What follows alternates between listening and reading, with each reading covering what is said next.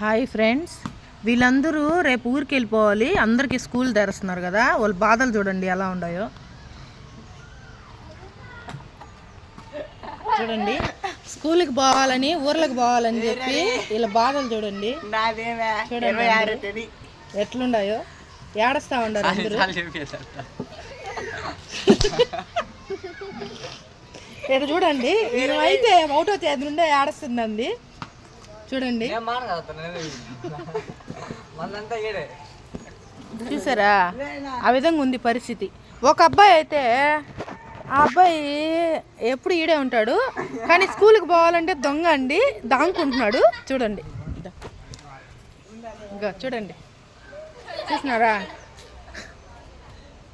చూడండి వీళ్ళ పరిస్థితి ఎలా ఉందో.